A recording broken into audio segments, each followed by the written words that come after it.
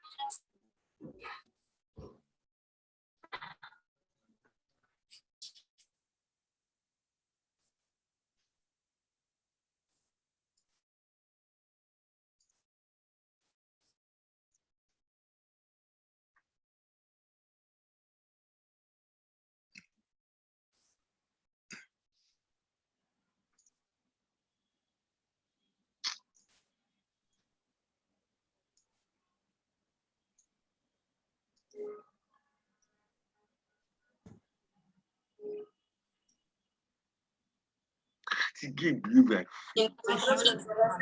won't listen to what I try to explain. You are a foolish woman. I don't know whether you mature. The kind of woman being you for Christ.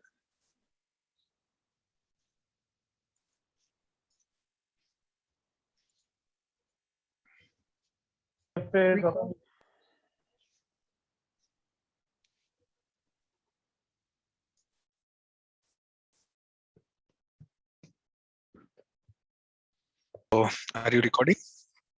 Yeah. Hello, guys.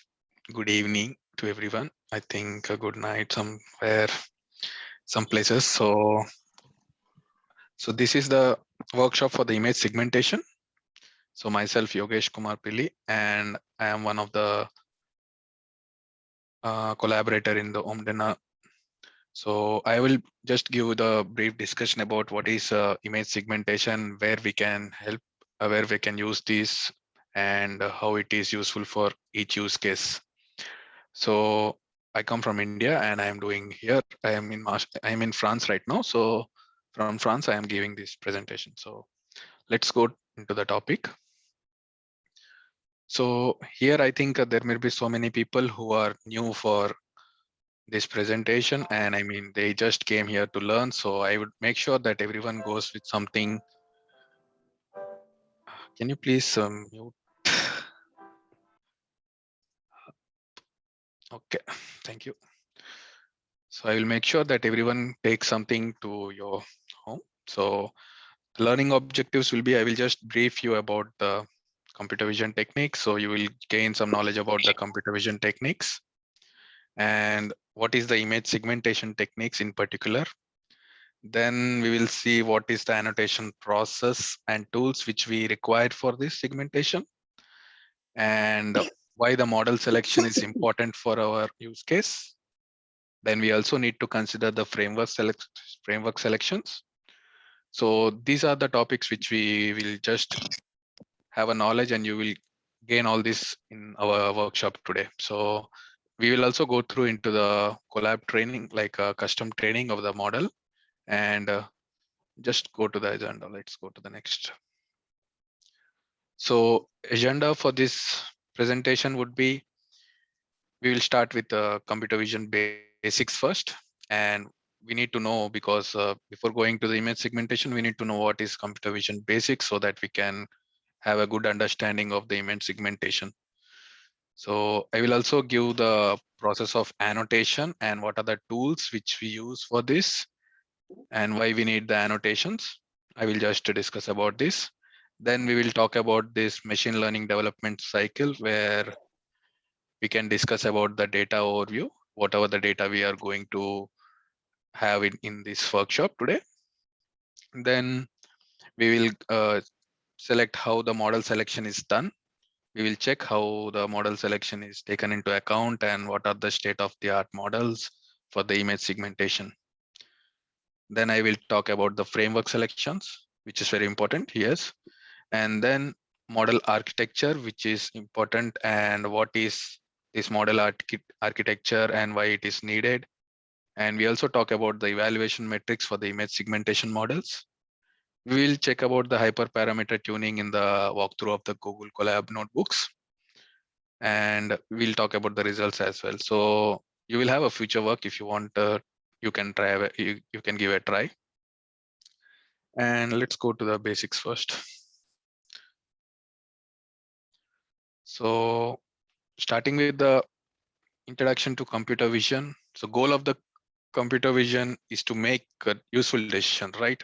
So in this, we make our system understand that the image, what the image is, and we make our system to learn what the image is, and then we will do according to the steps. So this is the basic computer vision definition. So coming to the classification, so you can discuss, like you can say that classification is what category of the object is in the image. So consider this image as a original image. So here you can see the balloon. You can know for the human brain, it can say that it's a balloon because you know that in the childhood, someone has taught you that this is the balloon. So we also need to know our computer that this is the balloon. So in classification, what it happens is it will just classify the object. It doesn't identify where the object is. So here comes the identification, where in object detection, object identification is like where the object is in the frame. So here we can see we have like 1, 2, 3, 4, 5, 7 objects, in 7 balloon objects in our frame. So in identification, it will identify with the bounding box across it.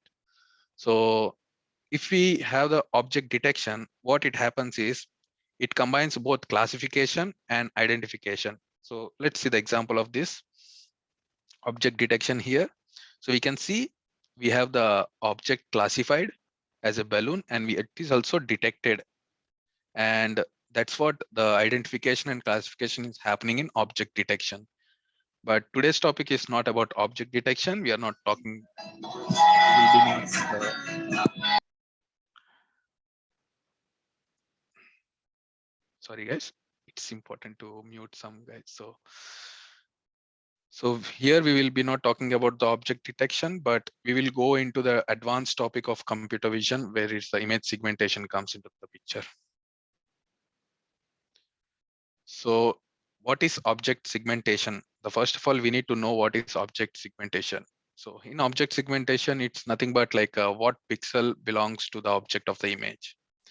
So in coming to the pixel, whenever there is an image, we calculate all the objects in the terms of pixels, right? So we have two types of segmentations actually. Semantic segmentation and instance segmentation. So coming to the semantic segmentation, we can define it as like all pixels belongs to the same class, is represented with the same color. So here in the example, we can see we have a image which was the same image like balloons, and these all balloons are having a blue color, right? So here it is the example of the semantic segmentation. If you have another kind of kite or some kind of paper here around, it will be all papers or all kites will be having a same color. So this is semantic segmentation. But coming to the instance segmentation, so each pixel will be having each color, and this is what differs from the instance segmentation and the semantic segmentation. So another main important topic here is like when we take up the segmentation, when we talk about the segmentation and the instance segmentation, in semantic segmentation, we can get a category of the object, but we don't get the confidence score of that object. So here in the instance segmentation, you get the confidence level of the object. How much, if suppose this is the balloon and we can say that 100% this is a balloon. And we also have a detection over the frame, and we have a bounding box here detection, and also the object is detected in this frame. So in this, we get three types of benefits here. With the instance segmentation, we get three types. So one is the object is detected, object is segmented, and also we get the confidence score. So this is the basic instance segmentation, semantic segmentation differences. We will focus more on the instance segmentation. Okay, let's go. So coming to this, we need to know what is annotation process and tools here. Just a minute. Okay. So data annotation is important because as a human, you know that this data is particularly, if I'm suppose we talked about the image before, the balloon. So as a human, you know that it is a balloon because someone in the childhood told you that that was a balloon, but system doesn't know. So that's why we need annotation here. So it's a process of labeling the data according to the user case. I mean, like whatever the use case is, it depends on the use case how the labeling is done. So data annotation is not particular to the image, but it can be done on the textual data set as well. In the textual data set, if there is a description here, so that can be annotated as a name, noun, or something, but it's out of context of our discussion today. So we'll be focusing on the image first. So most popular annotations are for the image set is bounding box annotation, which is used for object detection, polygon annotation, which is used for the instance segmentation and semantic segmentation. Landmark annotation is used for the uh, it is used for the uh, another kind of model, which we will discuss later. It's mostly like a polygon, like we will discuss later. So we have another 3D cuboid annotation where it is used for the 3D type of objects, and it is considered as the 3D computer vision techniques. So here today we will be discussing about more about the polygon annotation. So the polygon annotation is basically taking the object and annotating each object into the, like each object is segmented well. That is like a polygon annotation. So most popular annotation tools is CVAT. I think some of might have already know that what is CVAT. So CVAT is nothing but computer vision annotation tool. So this is one of the annotation tool which is we used for annotating the object, and it is very pretty used to use, and it also has a possibility to get the annotation formats which is required. Suppose you're training instance segmentation model, you need a COCO annotations or XML annotations or a Pascal Walk annotation formats. So these are the important tasks which we, sorry.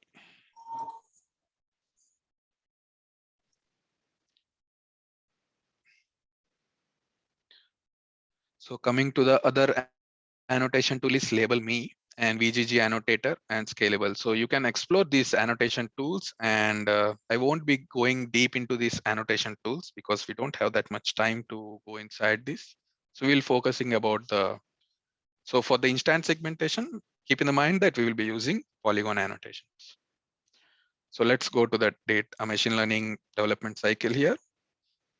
So first we will start with the data overview. For this particular presentation, I have just taken the COCO data set, which is open source. That's why, because data is very secure and everyone has their own licenses and everything. So I don't want to do any data breach. So I I just took the data from the COCO annotations like COCO dataset, and the COCO is a common object in context dataset. And this dataset is a really huge dataset, which has like a 200,000 label images with annotations. So it's pretty good to have all kinds of objects available in this dataset. So another kind of dataset will be the balloon dataset, which was developed by the Matterplot.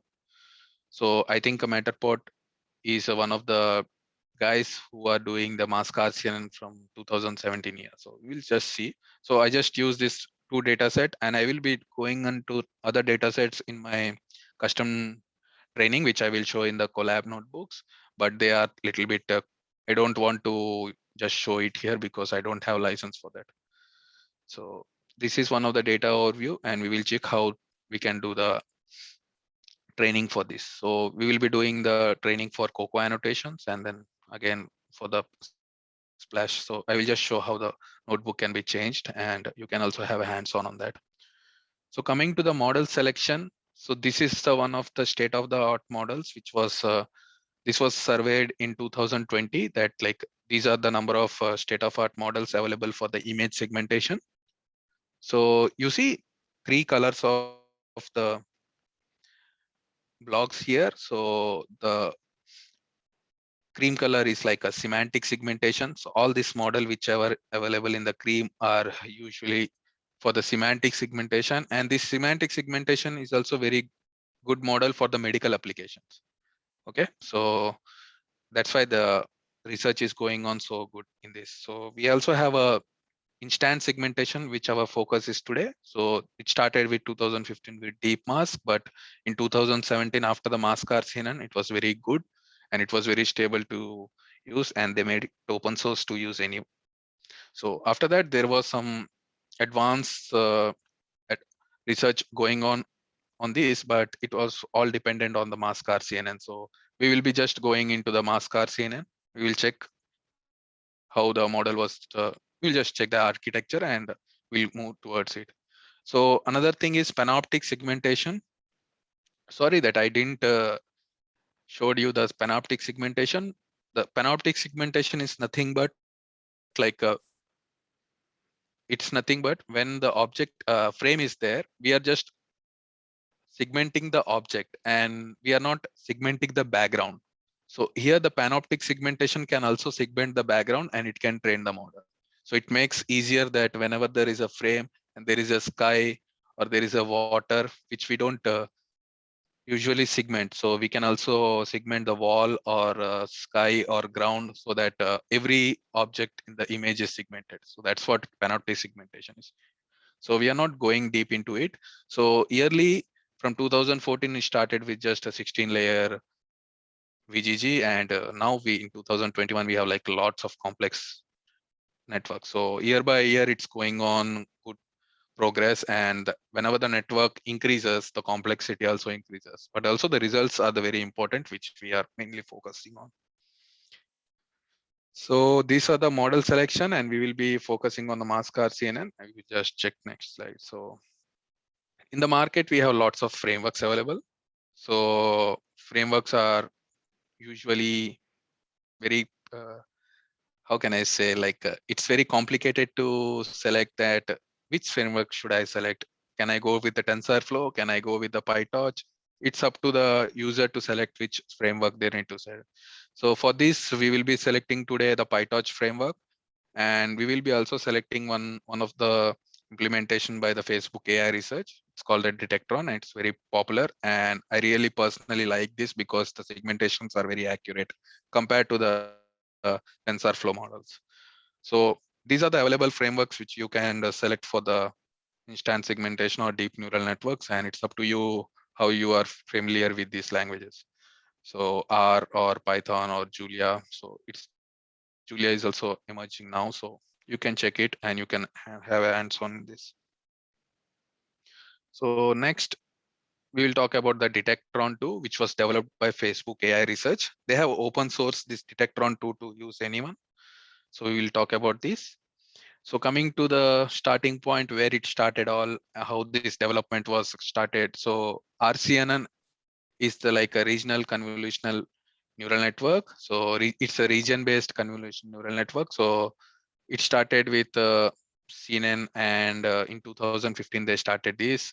Then after that they introduced this mask RCN in 2017, where they implemented in TensorFlow. And this was mask RCN was mainly because of the segmentation. So RCNN was only for the object detection. There was no segmentation of the mask at that time. So the Detectron first version was released in 2018 with different kinds of backbone. But in 2019, Detectron 2 was a really very finely tuned model, and it was very helpful to use. Anyone can use it actually, because it's open source and we are allowed to use it. We are using it. It is also very speed and it's also very accurate. So that's why I'm just going into the Detectron 2 today. So coming to the Detectron 2, what can the Detectron 2 can be done? Like what kind of techniques or things can Detectron do? It can do object segmentation. So as I earlier told, what is object segmentation? Sorry. So this is the object segmentation object detection.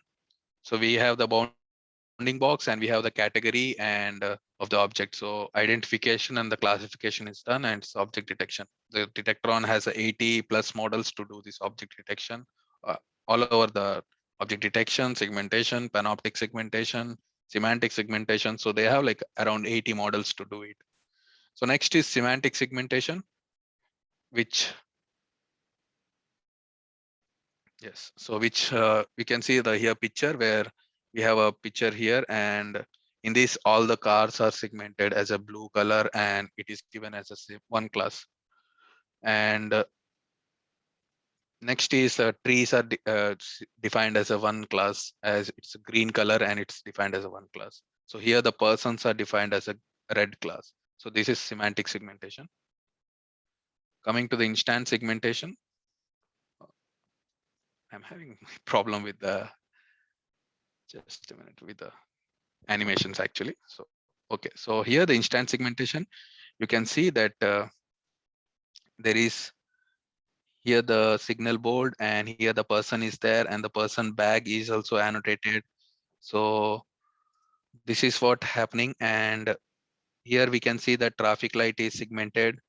So this is the thing which is happening. And here we also have a segmentation of the car, and each car has a different color and each car has a confidence score, how much percent of the car is car actually. So here the bus is there, but bus is 95%. So it is classified as a bus because it's having a more than 50%. So it's just a IOU threshold. I will just discuss deeper into it in the next slides. So this is the example of the instance segmentation, and this is what our goal is, to get the segmentation of the object. So another kind of segmentation which I told was panoptic segmentation.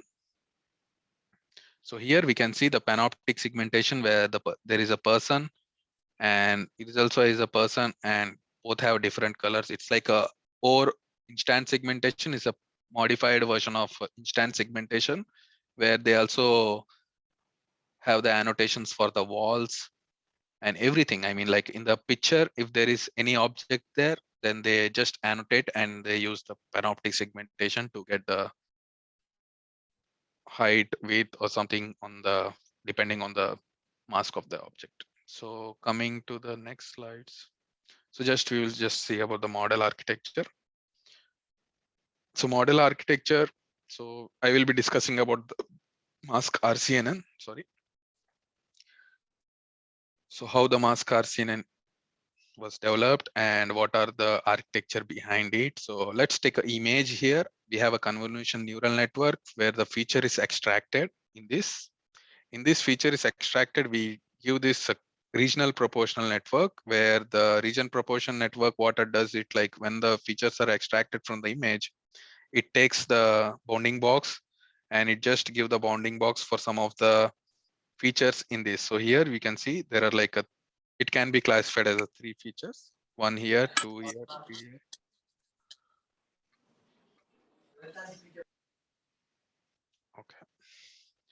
So 1 here, 2 here, 3 here, the features are extracted and it is having a bounding box and it is given the detection, right? So after that, we have a region of interest align, and after that, it segments each image into three different kinds. So here we have one here, and then this one is here, and then this one is here. So when we combine the FC layers for the classification, we need to have FC layers. It's a fully connected layer. So once we do this convolution neural network to fully connected layer, it is called as a faster RCNN model, okay? And when we add this mask to this model, it's called as mask RCNN. So this convolution part till the FC layers, excluding this mask, is called faster RCNN, which is used for the detection. And if you add this mask over it, it's for the mask RCNN. So I don't want to go deeper because this mask RCNN, if I just explain, it will take like another 1 hour. Okay. So there might be like a question like, how can I evaluate my model? No one knows like what is the exact parameters for the evaluation. So let's say how can we evaluate the model? I think everyone in the general, it's not necessary to know the what is confusion matrix. So we are here to learn. So I will just give the what is confusion matrix. So in the confusion matrix, we just take the model confidence. Okay. So for that, we need to know what is true positives, true negatives, false positives, and false negative. So if you consider this image, the lady is already pregnant, and the doctor is saying that you are pregnant, and this is the true case. Actually, it's a true positive case. And the here, the guy is not pregnant, so he's saying that you are not pregnant. So true positives or true negatives are like a true cases. But when it comes to the false positives, this guy is not pregnant, but this doctor is saying that you are pregnant, which is impossible, right? So this is like a false positive and it's a type 1 error. And this is classified as a type 1 error. And type 2 error is like she's pregnant, but the doctor is saying that you are not pregnant. So it's like a false negatives. So in our model, it's very important to avoid these false positives and false negatives. So other technique is like a precision, where it's a model's capacity to identify only the relevant objects. That is the ratio of correct positive predictions. Okay. And then we have a recall here, where it's a capacity of the model to locate all the relevant examples. So by these formulas, like in precision, we take all the positive cases, and in the starting, we have also a false positive cases, but in the precision, we don't have a negative cases. Okay. In recall, we also consider negative cases. That's why whenever you see your models, you will be having a high a high recall than the precision, because it also takes the negative cases. And F1 score is like a harmonic mean. And why we need F1 score is when we have a multiple number of objects, we need this F1 score, because the number of multiple objects and data imbalanced objects. So that's where the F1 score gets a good results, where it will having the harmonic mean of precision and recall here.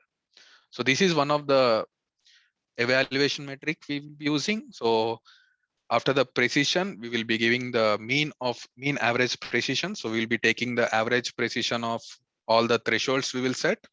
And then this is called as like a mean average precision, where we just average all the precision or the threshold set. So what is threshold? We will see in the next slides. Come. So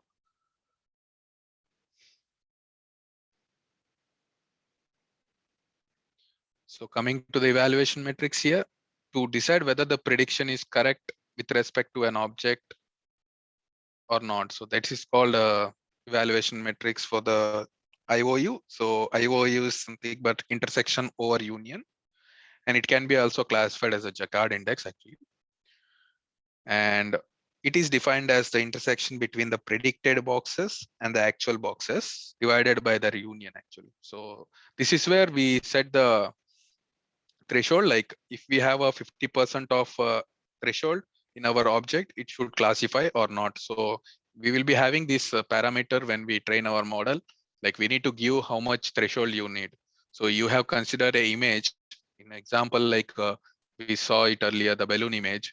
You want to take the balloon detected when the threshold is more than 90%, or threshold is more than 70%, or threshold is more than 50%. So you need to give your threshold.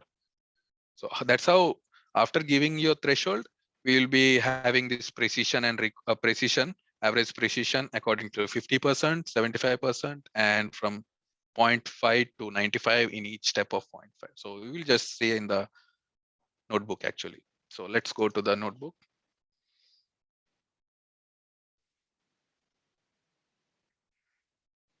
Can you see my screen with notebook? Can anyone please tell me? Yes. Thank you. Okay. So this is the notebook, 3 notebooks, which I will be just going walk through you. And it's basically, they are this Facebook AI research has given a very good tutorial, and I'm just starting with that tutorial first, and then we will go into the other kind of custom data set actually. So custom data set training will be discussed in the other notebooks. We also will discuss, but it's like it's a given with the Facebook AI research. We will just go. So for the, in order to use it, it's basically, we can use it in the Colab. You just need to install the Detectron 2. It's just a basic steps, and make sure that you need to activate your GPU by going into the runtime, change the runtime, and give that GPU, so that it will take, and we need a GPU to train our model. So it is very useful. And after the install, so after the installation of this, some of the Detectron we need to install, and the latest model which is available here is with Torch 1.9. We need to check what is the Torch 1.9 here, and then we have some basic setups here. So this is the pre-trained model which is already trained on the COCO dataset, which I told you, and this is one of the image from the COCO dataset. So they tried to just apply their pre-trained model on the COCO dataset. So you can take any example of the human being and just give your image and just train the model which is done on the COCO dataset and try your prediction. It is pretty much easy. So after that, you just get this. This is the configuration files which we need to set, and we need to give the what type of segmentation we are doing here. So here we are doing the instance segmentation. So that's why it's available, the instance segmentation, and the model is available. Here is Mascar CNN with ResNet 50. It's a backbone. So after this, we get a visualization like this. Here we have the pre-trained model, which is already trained on COCO dataset, and he's doing just a transfer learning, and he's just applying this. Okay. Coming to the training of a custom dataset, they have given the example of the balloon dataset, which was again developed by the Matterplot, so which I told earlier. So this balloon dataset is, yeah. So you need to take care of this, because they have just used with label me, where they downloaded their JSON annotations like this. And if you're using CVAT, you don't need to do this step. Actually, I will show you how can you do it if you are using CVAT, because you directly get the annotations. So after that, they visualized whether the annotations are perfectly to the image or not. So here we can see the balloon is segmented perfectly here. Here also is one of the annotated example. And here also we have the multiple annotations. So we have the segmentation here. So whenever your annotations are perfect, your model learns good. That's what we need to check. So after that, we need to train our model. So we give the configurations. You need to get the configurations, and then we use the configurations. And I already said that we will be doing the instance segmentation here. So that's why we are using instance segmentation. You can also do the detection, where it's like object detection, COCO object detection. And if you just do the detection, it will just detect, but it won't segment. Okay. So after that, we need to give the data set as we classified, like before it was balloon train, and they give. So you can have a doubt why we are not giving this. We can also give this when we have a data set divided into training, validation, and testing. So we can give that validation here, but we need to write another big code for that validation part. So I will share it if anyone wants that. And we just need to check that how many iterations we want to train and how many classes are there in our image. So in instance segmentation, we have different kinds of backbone like a ResNet 50, ResNet 101, ResNet 101 with the different kinds of FPNs, like it's a feature pyramid network. It all comes when I go deeper into the architecture, but as it's just a general understanding of instance segmentation in the first class, if I don't want to do it. So that's why we will discuss it if anyone wants that into deeper. Yes, okay.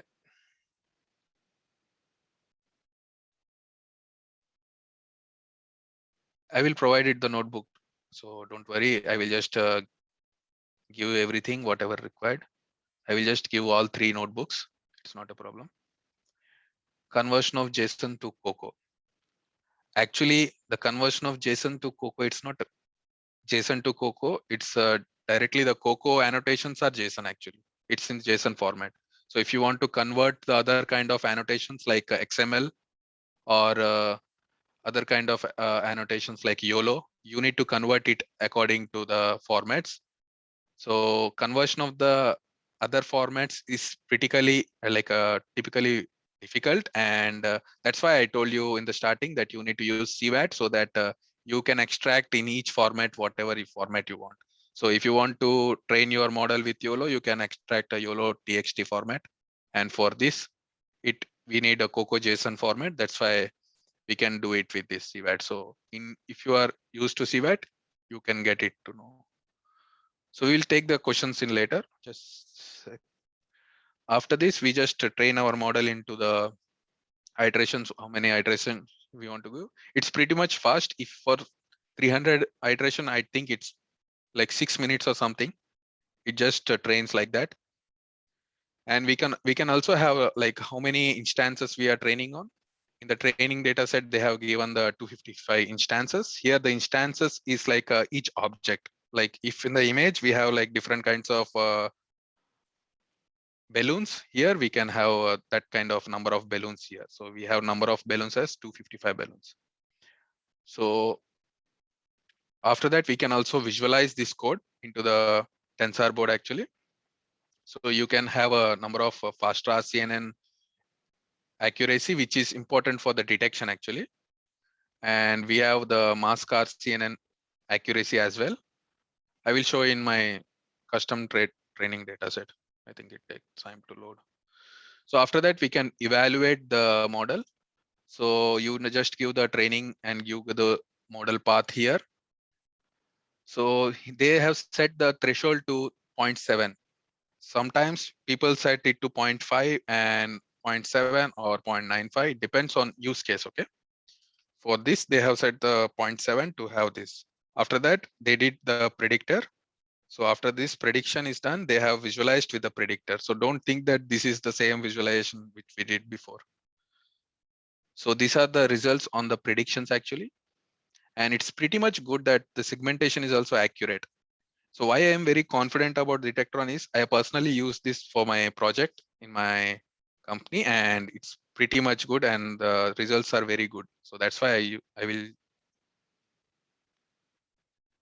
How can we prevent overfitting Detectron too? So it's a nice question actually. So the overfitting can be done by the validation data set, where we need to give the validation data set here.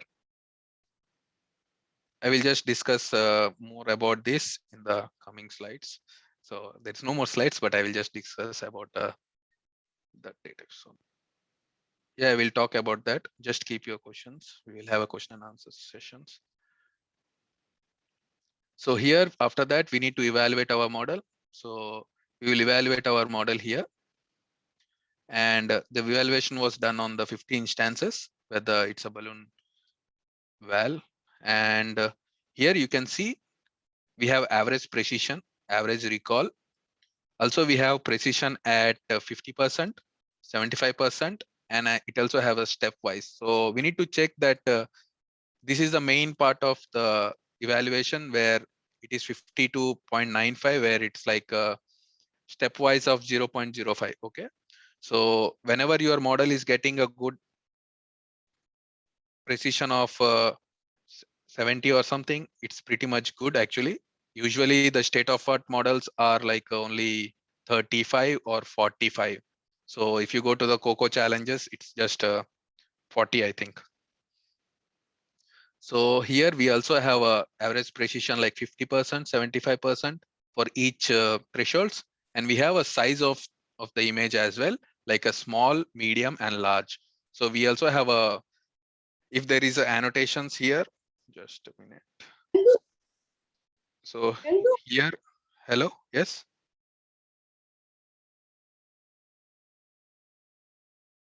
Keep your questions. We will have a question and answer session. So here we can see this is the particular small object. This can be considered as a median object, and this can be considered as a large object. So that's why it depends on the use case. If you are doing a medical cell detection, it's important to have this kind of evaluation metrics, and it's all done by the Detectron model.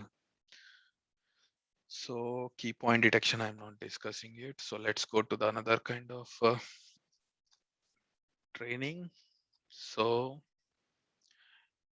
yeah. So we just need to like install this just after the installation. Yes. So here it is the box validation, and this is a kind of data set where it's a box. It is annotated, and it is a synthetic data set created by the immersive. I think some of the guys, if you just Google it, the COCO custom data set, you will get the immersive limit. And this is the data set come from that guy. And after that, we can see this is the visualization of the segmentation and also the box. So this is for the validation data set. We have like lots of clumsy data set here, which was a synthetic data set. So this guy just took the boxes and changed the background and everything. So that's how you build the synthetic data set to have a number of images here. So it's the same. We just give the training here, and we just change the 7 as a model classes here. And that's it. I think after the training, it's pretty much fast. So here the training where like instances were 3,900 instances here. So after the training, it was trained for the 1,000 iterations. So these are the faster RCNN accuracy. It's pretty like a 95 for the faster RCNN. It's for detection. And come on, load it. Okay, so here you can find the mask RCNN. Okay, it's loading. Sorry for that. So after that, we just have a validation here. So same. So the validation here, you can see the confidence score of the box. It's a moving box. It's the yellow top box. And it also have a segmentation of the mask, like segmentation of the object here. So here it's a moving box. It is also a moving box because it's in air. That's why it was like, it was annotated like that. So here also we have a moving box here, but this this is one of the image which we can say that it's already a box, but it's not detected as box. So it can be classified as a false negative here. So validation, coming to the validation here, we have the very less score here because it just trained for some of the EPOPs. So we need to modify this. So what kind of parameters we can just change to improve this is, yeah. So number of learning rate, we can change it. Number of iterations. Actually, neural network models, you need to train like around thousands of iterations so to get a very good score actually. So we also have different kinds of tuning, and we also can have a different kinds of background, like backbone, sorry. So we can have a mask RCNN ResNet 50 or mask RCNN ResNet 101 and ResNet cascade mask RCNN. So you have things to do, lots of things to do actually, if you want to do the hyperparameter. So personally, I trained like 8 backbones, And I cannot show my results right now because it was a confidential data and I can't show it. So that's why I was not allowed to do that. But I'm just saying my experience about how I did my work with the Detectron. And yeah, yes, that's it. After that, we just go to the another model. Here, this is the one of the guy which I follow. It's like he's a good, very good guy in the segmentation. So I just follow his blogs and everything. So this data set was taken from this guy, and yeah, so this data set is about the hazelnut, and we have like a dates, hazelnuts, and we have like a 3 different kinds of annotations here, like classes. We have hazelnut, fig, and then again date. So the data is so limited, like you can just download it from the GitHub of his. He's a Tony from GitHub. So it's pretty much easy to do it. So they have like around 18, I think 18 or 20 images. That's it, not more than that. You can see it here. What are the number of instances? In total, we have like 168 instances in that images. So I also trained this model to just to show you guys, and I didn't put a dataset test here because it's a process, and if anyone is interested, I can provide that as well, because we need to have another kind of program. We need to write it to check how the overfitting can be done and how can we avoid that. So these are the detection results actually.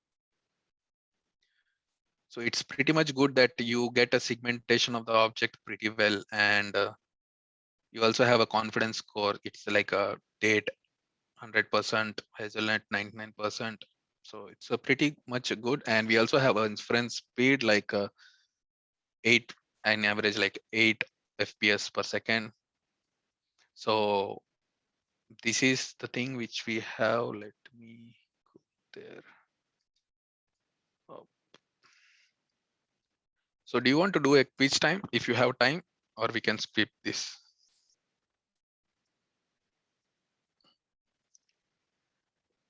Hello? We quit this. Okay. So let's have a questions. Thank you for listening. So let's have questions.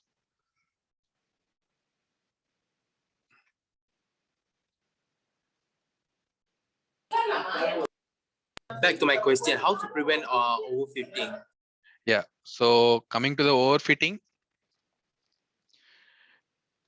So you need to give your data set should be a like a training data set, validation data set, and testing data set. So coming to the overfitting, when you know your model is overfitting, when you try on the new images, then only you know that your model is overfitting, right?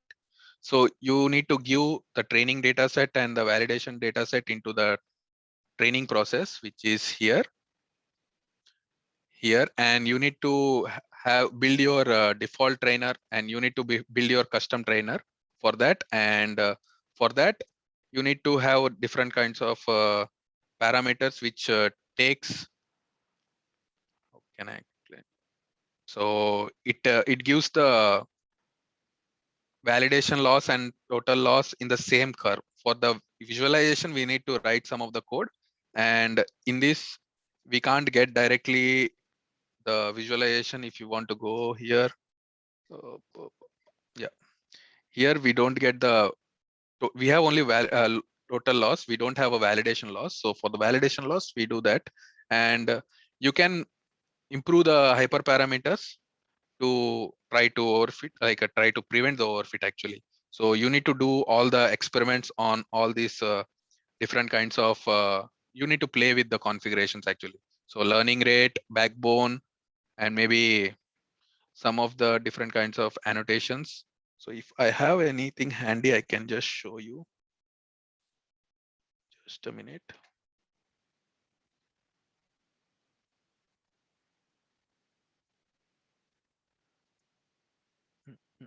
Yes.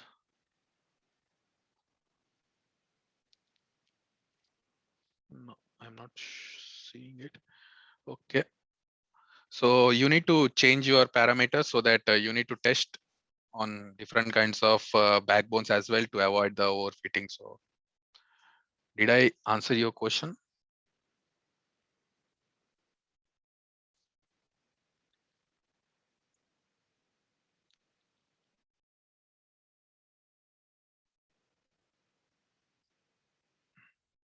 Okay. How to pre-process the image? Okay. So pre-processing of the image depends actually in the image segment. Image processing is a vast thing, and okay, I can show you the graph, one of the graphs which I can show. Wait. So let me finish the pre-processing thing. So coming to the pre-processing, you can have the annotations perfectly. So one of the step is like orientation problems you will get. And I mean, whenever there is the image and you have annotations with CVAT, when you visualize the angle of the image changes. Okay. So we can see here the image is perfectly with the segmentation, but some of the times what happens is like you will be having a different kinds of I mean, like image will be flipped into 90% or 180%, and the annotation will be distorted. So if you just search like a orientation issue with EXIF orientation in particularly, so that's why you can get the one of the pre-processing technique. And another pre-processing technique can be data augmentation, like you can change the color of the images. You need to know each pixel value of the image. You can do it with, like, if there is an image here, we can have a green channel, blue channel, and red channel, the graphs, and you can check how these channels are divided, because we are dealing with RGB images. And that's where you can do one of the pre-processing here.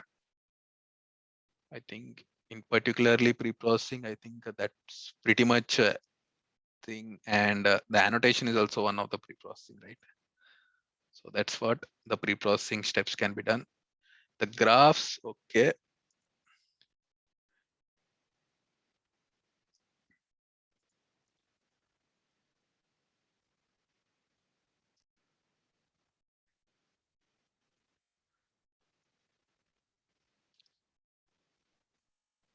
Hi.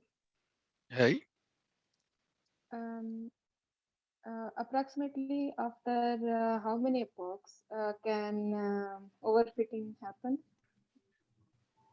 we can't say it exactly how many epochs the overfitting happens. Like it's not in our hand to do check or so you need to plot like this, your validation loss and like total loss and validation loss. You need to monitor your thing. So I have trained my model for 10,000 epochs for one of the use case, and here I have not seen that the model is not even overfitting. But in some cases, the model was overfitting after 400 or 500 epochs, straight from like validation was straightly going from here to straightly. So this is where you need to know. You need to plot this total loss and versus validation loss. That's where you can get the overfitting thing. Okay. So just a question from this graph. So can we say like from 4,000 onwards, the more or less uh, it became kind of stagnant with respect to identifying the images?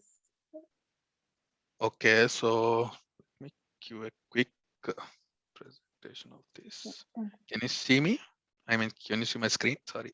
Yeah.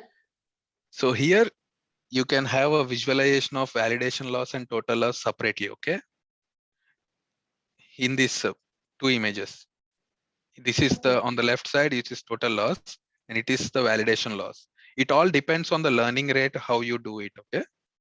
So the learning rate for this is my experimental results, which I did it for my experiments. So you can see some of the learning rates are really some results. I like learning rates are here 1.3, like 1e minus 3. It's like nothing but 0.001, and that's how the learning rate are done. So you need to play a bit more with this to check how it is happening. Actually, that's actually confidential, so I can't share that. Sure, I understand that. Okay. Yeah, thank you. Thank you. Okay. Any more doubts, please? Yeah, I will Okay. share the notebooks, everything. Don't worry about that. I will just share to the Omdena and they will just share you. Okay. Hello. Yes. It's a good. This is the first time I'm seeing Titron being used for image segmentation. Okay. Is it used in the cloud? Is there any cloud provider uses it? Sorry, I to- didn't get your question. What is crowd? What was that? No, cloud provider. I'm talking about Ah, people that. Cloud provider. Okay, so you have different kinds of cloud provider. If you have a, this is all done by the open source. So you can do it with the AWS recognition. So they all Okay. does it. They all does for you for if you pay them, they Okay. do this. Okay. Okay. So, but Okay. it's very expensive to train a model in AWS. Okay, so you need to spend like thousands of dollars maybe. Okay. Okay. Okay. Except Azure and Google. Yes, have AWS and Azure as well. They have like machine learning experts. You just need to dump your data into the buckets of the AWS or Azure, and that's where they will take care of that. So Okay. any doubts? I will just share all the notebook and the presentation for everyone so that it will be helpful if you are using it. Any more questions? Hello, how do I connect with you in case I have future questions? Thank you. So you can connect me in the LinkedIn. I will just give my LinkedIn profile. In the chat, I will just push it and just a minute.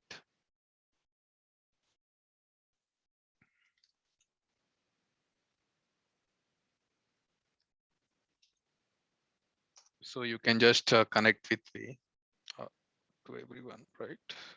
Did you get? Sorry. Did you get it in the chat? Okay, fine. You can just connect me and I'm happy to help. So I thought we can have a good quiz session because I already prepared a very good quiz. If you are available, you can join, or else we can just close the session right now. Okay, wait, please wait. I have a question. Yes.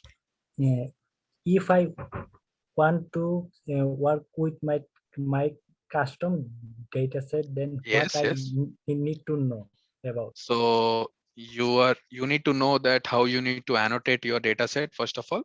Yes, Okay. yes. So for the annotation, you can use some kind of CVAT annotation tool, and you need to annotate your images into the polygon annotations. You need to download your data set. Sorry. You need to download your data set. You need to divide your data set into different kinds of learning data set, like a training data set, testing data set, and validation data set. Then you need to go to the Colab notebook, which I will provide you, and change the path, just the path, and you can do it. But if you want to, if you have a Linux system in the local machine, it's very pretty useful, and it's pretty much easy to just download it into your local machine. And if it is a Windows, it's a bit tricky because Detectron 2 was not developed for the Windows. So they just do it with the Linux, and you can do it with Windows, but it's a little bit problem. So I will be making the one of the blogs in the coming days because I have so many questions about this. So I'm planning to it. I will share it to you. No issues. Okay. Okay. I think it's pretty much like we are already. It's like using Ubuntu Okay. 20 plus now. Okay. So you can go to the installation of the Detectron. You just type in the Google like a Detectron. Just a minute. I will just show you how you can do it.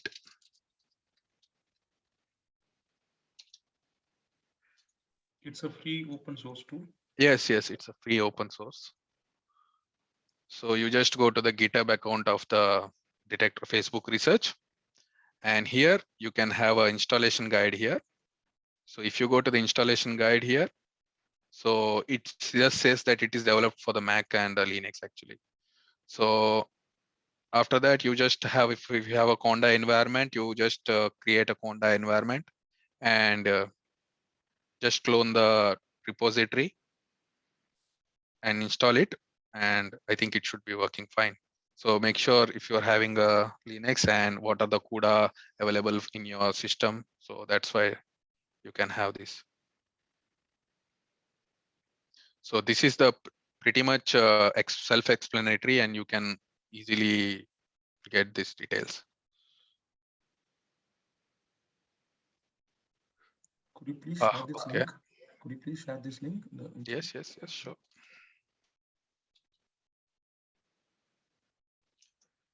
I will also share another link, which is this one.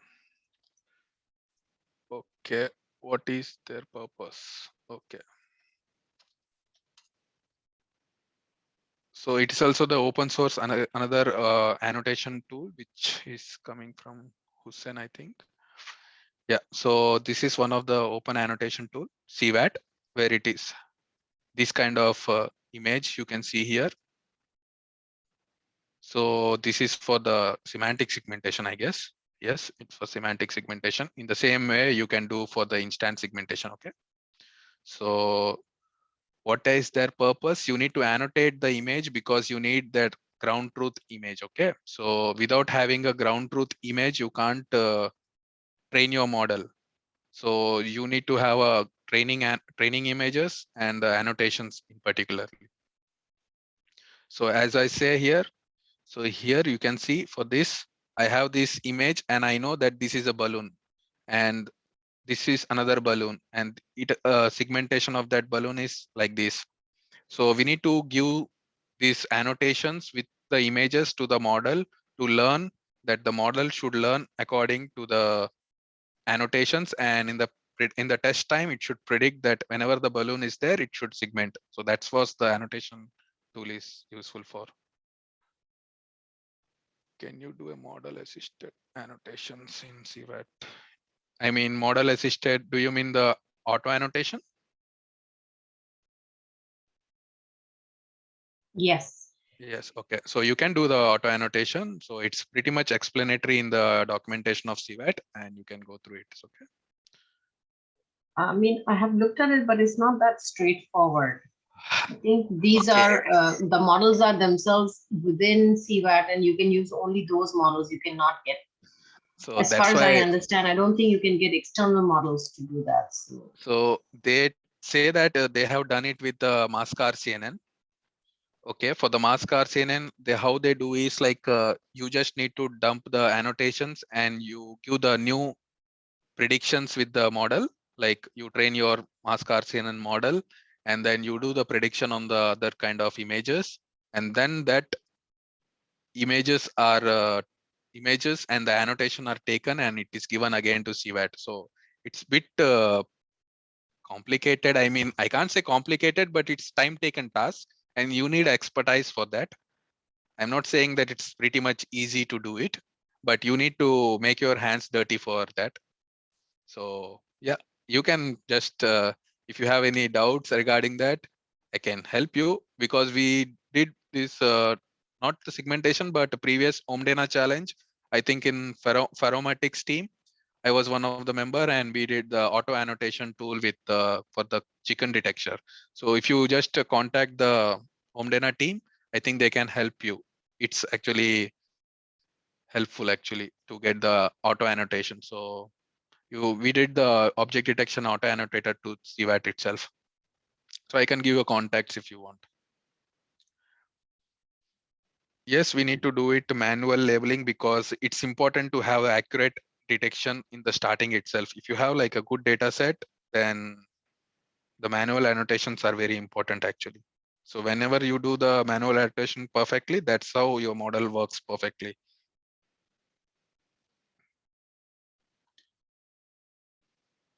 Any more question? Yeah.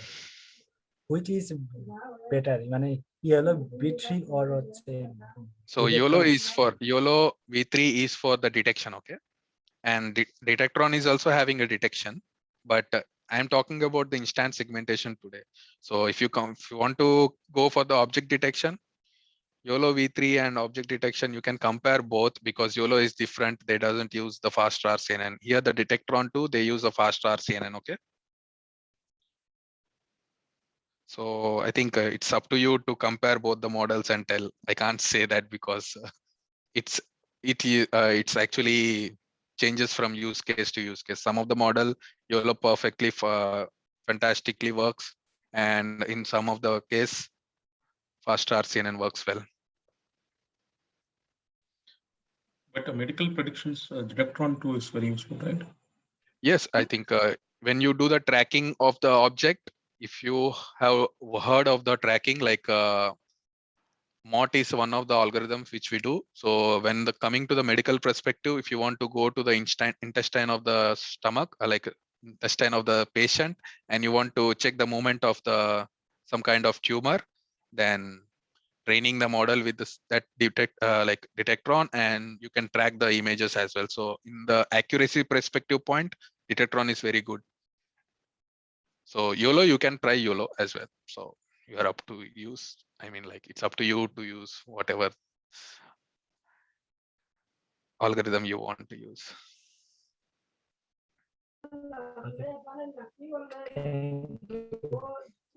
Okay, guys. I think it's pretty much. Thank you so much. It was a insightful session. For the, Yeah. At least we have a short time. Anyway, we covered. Yeah, like at least I have 1 hour, so I can't cover everything. So that's why I was able to cover the theory and the practical. So it's great. Thank you so much. Yeah, Thank you. yeah, sure.